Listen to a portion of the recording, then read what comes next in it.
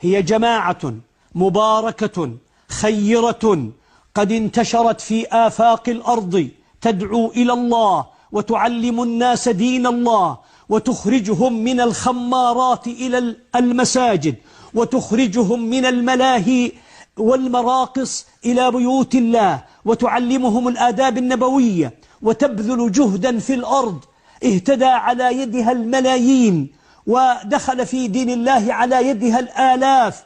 لماذا نمنع هذا الخير؟ قد يقول قائل لكنهم لا يهتمون بتكوين الإنسان تكوينا كاملا في عقيدته وفقهه وفكره.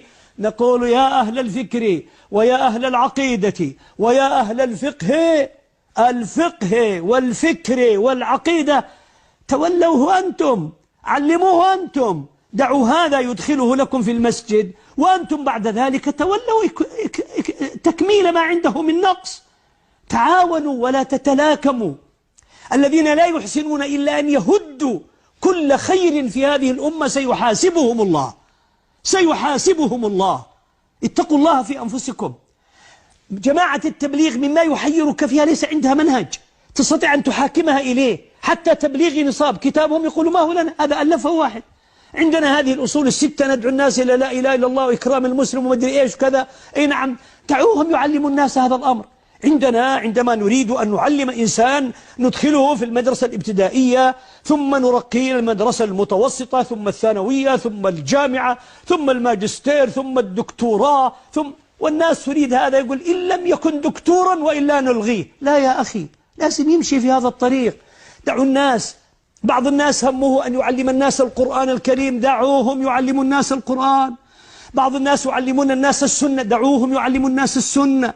بعض الناس يحب أن يعلم المسلمين الفقه، دعه يعلمهم الفقه.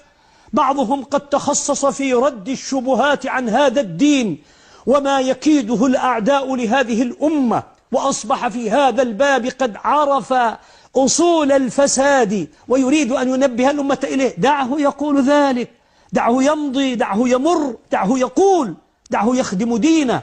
لماذا نحن لا نحسن إلا أن نهد؟ وبعدين الذي يقول يريد أن يهد هذا وأن يهد هذا وأن يهد هذا حتى لا يقال ما في البلد إلا عبد الصمد، وإذا رأيته وجدت فيه نقصا هو فيه نقص وفيه خلل. لا يجوز. علينا أن نتقي الله وأن نخشى الله عز وجل.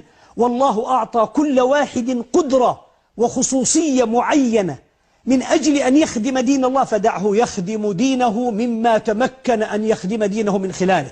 بعض الناس والله متخصص في أن يخدم الناس بكفالة الأيتام والفقراء، دعه يخدم المسلمين عن طريق خدمتهم الفقراء والمساكين. وأنت يا أخي تعال كلمهم. أنشأ مؤسسة للأيتام، تعال أنت ضع لها منهج وجيب المدرسين وخلهم يدرسوهم. لكن تقول لا تضع إلا حتى تكون مثلي صورة طبق الأصل، وإلا خلى الأيتام تتلقفهم أيدي اليهود والنصارى وتضلهم عن دين الله. اتق الله، اتق الله.